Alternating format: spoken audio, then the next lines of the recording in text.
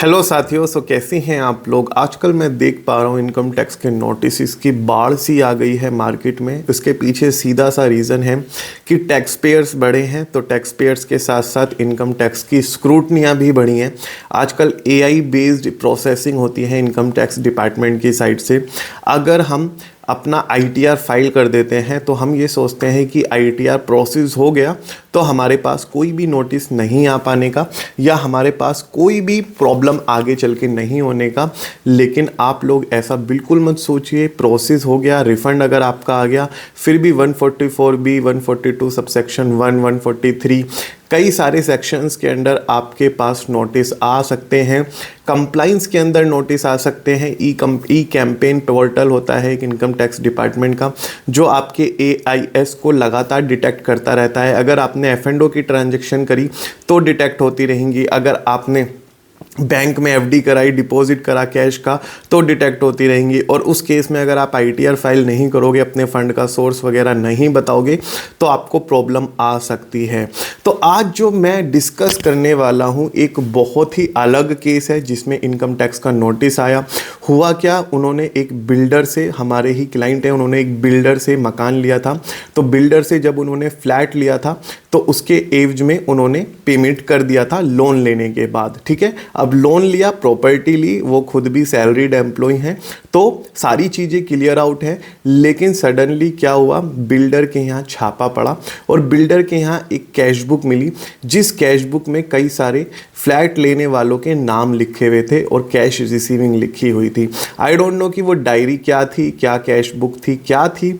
लेकिन उसने क्या करा कि इनकम टैक्स अथॉरिटी ने जितने भी नाम उसमें लिखे हुए थे, जितनी भी डिटेल्स उसमें लिखी हुई थी, सबको इनकम टैक्स के नोटिस यहाँ पे इशू कर दिए कि भाई ये कैश आपने पे करा बिल्डर को, क्या आपने पे करा है या नहीं करा है। अगर आपने पे करा है तो किस एवज में पे करा है, किस वजह से पे करा है। रीज़न बीइंग प्रॉपर्टी में, अकाउंट में लेन देन के साथ साथ कैश के लेन देन पे भी इनकम टैक्स नज़र रखना चाहता है अपनी। तो उस केस में इनकम टैक्स के नोटिस इशू हुए बैक टू बैक। अब बैक टू बैक जब नोटिस इशू हुए तो हमारे जो क्लाइंट थे उन्होंने भी बिल्डर से फ्लैट लिया हुआ था, तो उनका भी नाम आ गया और उनके ऊपर भी नोटिस जारी हो गया। अमाउंट ज़्यादा नहीं था, अमाउंट 2,25,000 रुपये था। लेकिन इनकम टैक्स डिपार्टमेंट ने सारे प्रूफ उनसे मंगा लिए।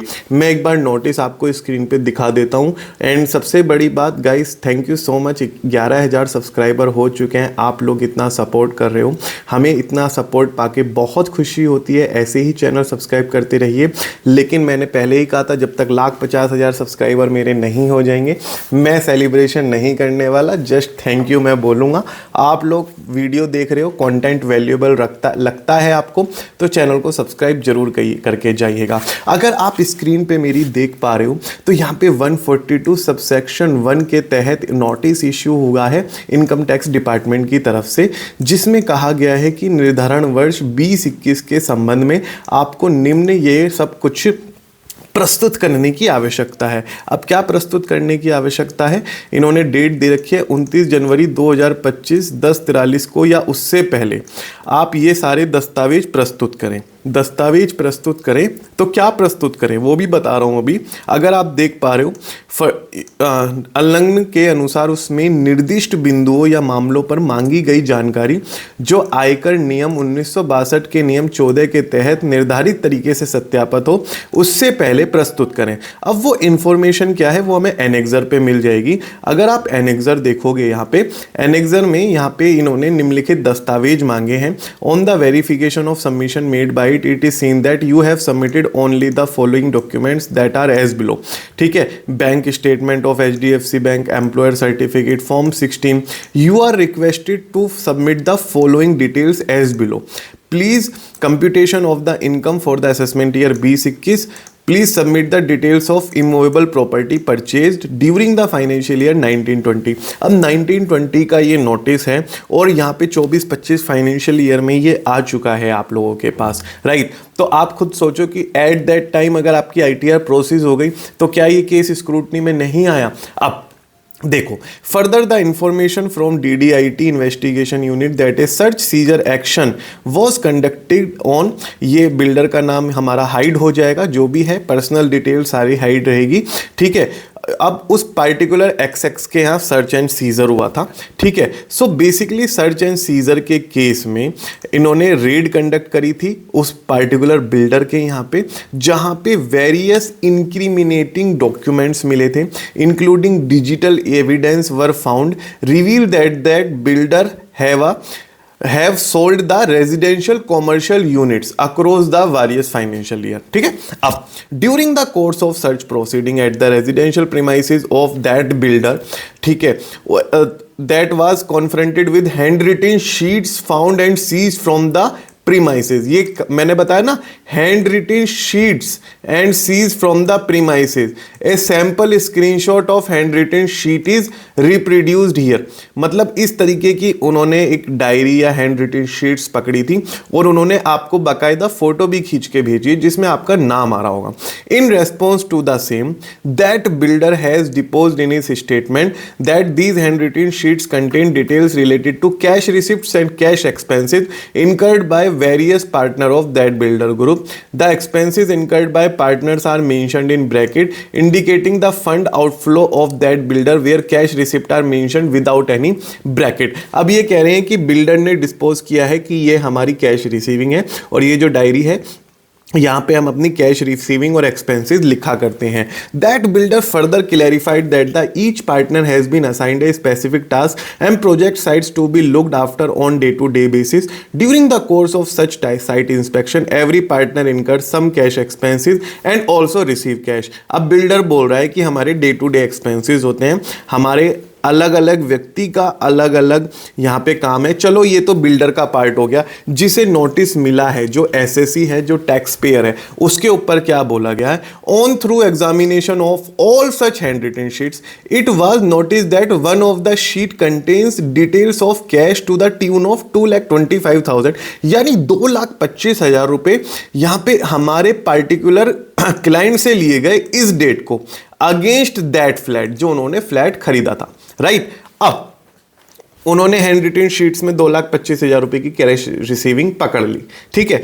अब इनकम टैक्स डिपार्टमेंट कह रहा है कि भाई आप ये बताओ, ये 2,25,000 रुपए क्या आपने बिल्डर को दिए थे या नहीं दिए थे, हाँ या ना।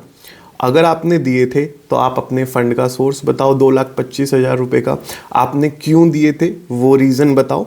और यहाँ पे इसके अलावा वो मांगा है कि अपनी सारी डिटेल्स दो इनकम टैक्स की, ठीक है। ओवरऑल वो गेहूं के साथ घुन भी पिस गया।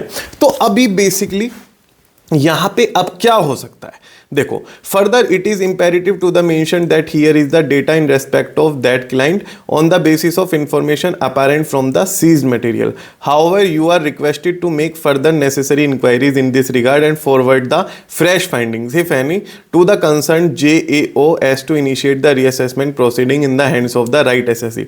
The limitation to issue notice under section 148 of act is getting time barred on this date in accordance with, ठीक है। अब उन्होंने और फर्दर क्या क्या मांगा है, अपनी परचेज डीड दीजिए, अपनी पेमेंट की क्या कैसे कैसे करी है उस पार्टिकुलर बिल्डर को बैंक के थ्रू उसकी स्टेटमेंट वगैरह दीजिए, 26 AS वगैरह भी निकाल के दीजिए। सोर्स ऑफ मनी इन्वेस्टेड, आपने लोन लिया था, आप सोर्स दे सकते हो।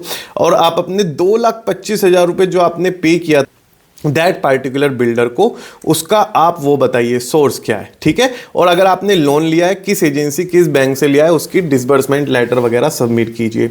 अब यहाँ पे बेसिकली क्या है, इनकम टैक्स डिपार्टमेंट मांग रहा है, पहले तो आपने 2,25,000 रुपये दिए या नहीं दिए। अब देखो, ये बहुत सारी चीज़ें सब्जेक्टिव हो जाती हैं, लेकिन as a consultant, as a tax payers मैं यही बोलूँगा कि अगर आपने 2,25,000 रुपये कैश में पेड करें तो वो किसी ना किसी चीज़ के पे करे होंगे, उसे आप एक्सेप्ट कीजिए और एक अच्छे टैक्स पेयर्स बनिए। प्लस आपके ने जो भी कैश दिया है उसका सोर्स आप बताइए, प्रॉपर सोर्स बताइए। भाई 2,25,000 रुपये का तो इसमें इन्वॉल्व है, आपने विड्रॉल लिया होगा बैंक से अपने, वो आप सोर्स दिखा सकते हो। आपने कुछ भी कहीं से भी जो आपका सोर्स होगा वो आप सोर्स दीजिए, बाकायदा अपना सारा फॉर्म 16 दीजिए, परचेज ऑफ इमूवेबल प्रॉपर्टी की परचेज डीड दीजिए डिपार्टमेंट को, और आप एक अच्छे टैक्स पेयर बनिए। और देखो, मैं आपको कहता हूँ कि जो देखो चीज़ें हो रही है इनकम टैक्स डिपार्टमेंट की तरफ से, मैं आपकी भलाई की यहाँ पे बात कर रहा हूँ। बहुत सारे लोग होते हैं, वो लोग बोलते हैं कि ऐसे नहीं ऐसे होगा, वो सरकार के खिलाफ अपना गुस्सा निकालते हैं या सारी चीज़ें करते हैं, लेकिन क्या आप इन चीज़ों से बच जाएंगे? आप बताओ, इन सब चीज़ों से बच जाओगे? जो चीज़ें एक्ट में लिखी गई हैं और जो इनकम टैक्स एक्ट के रूल्स एंड रेगुलेशंस हैं, सारी चीज़ें उन्हीं के अकॉर्डिंग होगी, राइट? ये सब हमें फॉलो करना ही पड़ेगा। या तो आप रिप्लाई ही मत दो अगर आपको नहीं सारी चीज़ें करनी, फिर वो लेटर ऑन क्यूमुलेटिव होती रहती है, इंटरेस्ट, पेनल्टी और सारी चीज़ें बढ़ती चली जाती हैं और सरकार ब्याज के साथ, पेनल्टी के साथ वसूल करती है फिर, ठीक है? या आप समय रहते एक्ट करो, समय रहते सारी चीज़ें जो भी हैं उन पे रेस्पॉन्स दो। जो भी इनकम टैक्स डिपार्टमेंट ने डिटेल्स मांगी हैं, एक अच्छे टैक्स पेयर्स की तरह उन्हें सारी डिटेल्स आप फर्निश करो और एक अच्छे टैक्स पेयर बनो। अगर आप पे कोई टैक्स लायबिलिटी आ भी रही है उसे पे करो, अगर नहीं आ रही तो डिटेल्स फर्निश करो, क्लैरिफिकेशन दो और एक प्रॉपर कंसल्टेशन आप एक प्रॉपर क्वालिफाइड प्रोफेशनल से लो।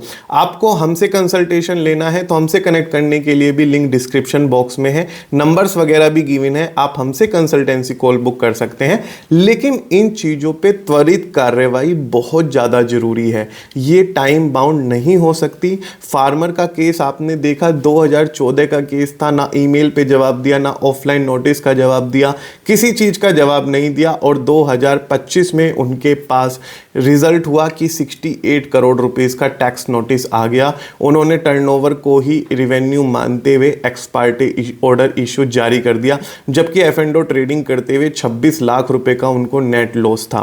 तो अगर वो यहाँ पे अगर 2014 में ही अपनी ITR दाखिल करके टर्नओवर डिक्लेयर करते हुए 26 लाख का लॉस शो कर देते तो शायद ये नौबत नहीं आती। इनफैक्ट उसके 2 साल बाद, 3 साल बाद जब भी केस खुला तो अगर उन्होंने नोटिस का रिप्लाई दे दिया तो भी एक्स पार्टी ऑर्डर इशू नहीं होता। उसके 4 साल बाद, 5 साल बाद भी अगर वो त्वरित कार्रवाई कर लेते, असेसिंग ऑफिसर से मिल जाते, तब भी नहीं हो पाता। अब रिजल्ट क्या हुआ कि ये बहुत ही ज़्यादा पेचीदा केस बन चुका है, इसमें कई सारे तर्क वितर्क बनेंगे, केस पेंडिंग है अभी भी, लेकिन चीज़ें तो फंस गई ना। परेशान कौन हो रहा है? परेशान वो पार्टिकुलर बंदा ही हो रहा है जिसको नोटिस सर्व हुआ, ठीक है? तो ऐसे केस में अब आप क्या कर सकते हैं? आपको देखो क्या हो रहा है क्या नहीं हो रहा ये नहीं, आप ये देखो कि आप क्या कर सकते हैं, आप अपनी तरफ से क्या इसके अंदर रिप्लाई सबमिट कर सकते हैं और त्वरित कार्रवाई करते हुए अपनी जो भी जिसको भी नोटिस इश्यू हुआ है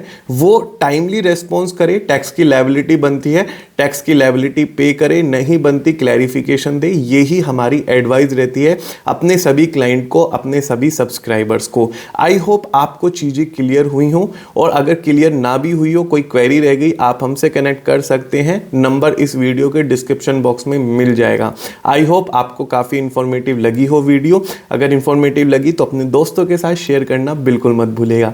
thank you so much guys, बने रहने के लिए थैंक यू सो मच।